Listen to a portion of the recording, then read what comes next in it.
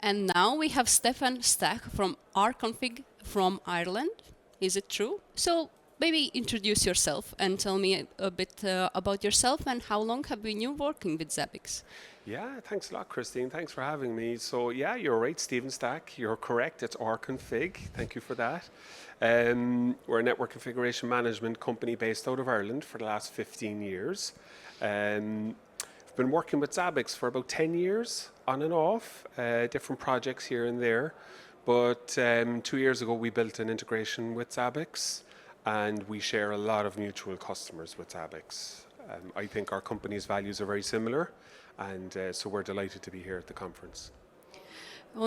I'm really looking forward to the speech that you're going to have tomorrow. And it talks about the IT tools, if we use them in a passive mode, that they don't bring us that much of a value. So maybe you could tell what inspired this speech.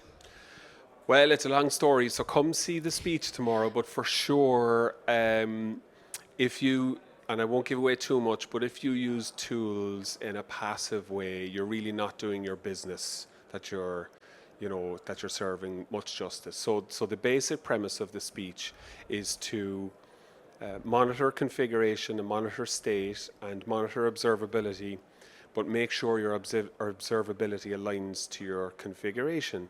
And that sounds technically complicated, but at a simple level, it just means monitor what you're intending the outcome is. That's really important.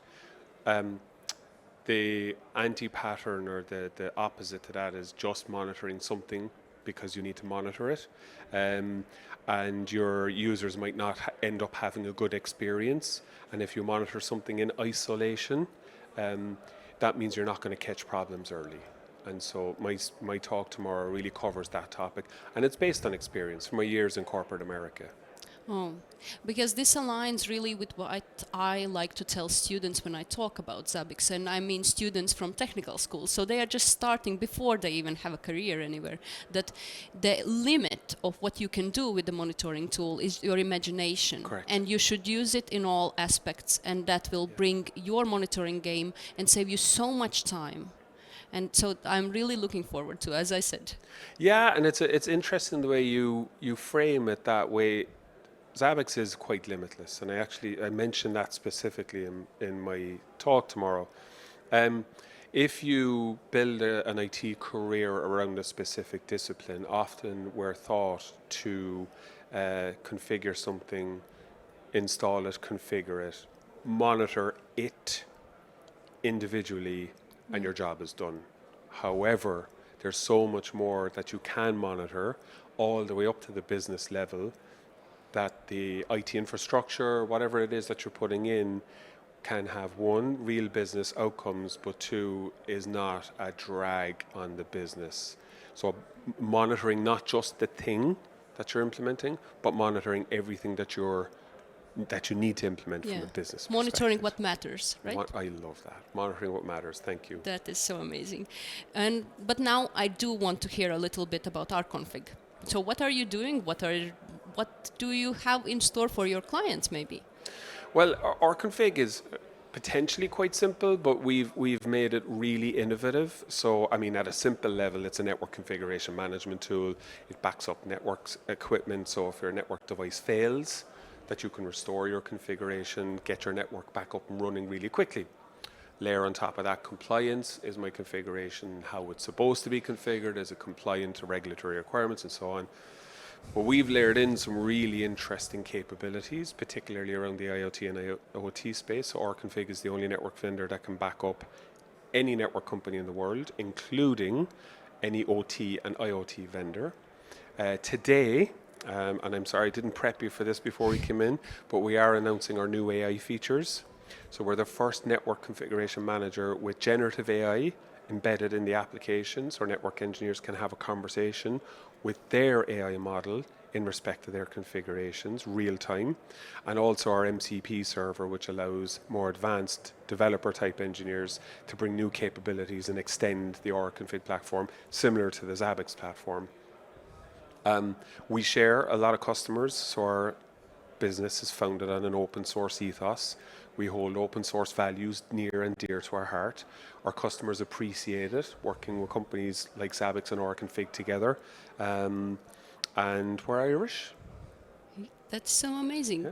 Yeah, and if I'm the first one to hear that you are launching something new, I'm so happy about it, and Thank congratulations you. to Thank you very much. We're very proud of it. Yeah, very proud of it. It's just to follow up on that.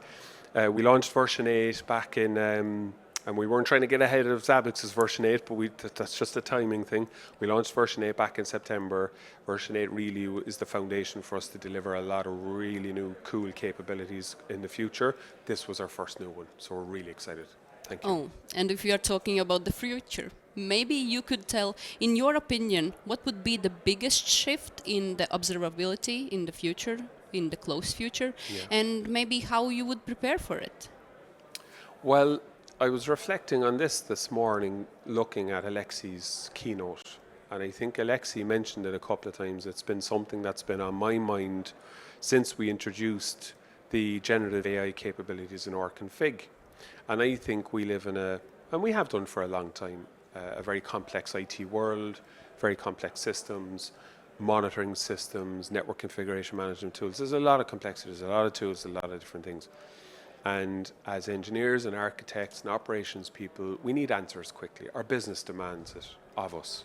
And I think generative AI is going to really open a whole new area in observability, just at least in terms of natural language,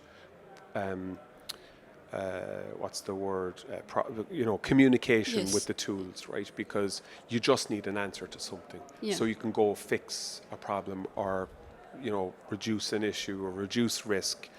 And sometimes the tools are so complex that we can spend hours digging deep into complex data before we find a solution, where AI can do that for us in moments. So I think, kind of to summarize that one, I think the big shift is what Zabbix is doing with AI, what we've done with AI, is bring natural language to the tooling to help our customers really fix, resolve, get compliant, and enhance their businesses' IT systems very, very quickly. Yeah, and it would also align with the fact that we are always lacking people in IT, right? 100% correct. Yeah, I mean, what better way to reduce your stress, your personal stress and workload, than get information quickly, your sense of reward, your business's sense of my IT teams are doing really good work, and then exactly to your point, keep that cost, that excessive IT workload or perception of excessive IT, under control as well. Because sometimes I think it's a perception. There's real work to be done, but managing it is key. Okay, so thank you, Stefan. It was a pleasure, and Thank you. It was, thank you. Thanks.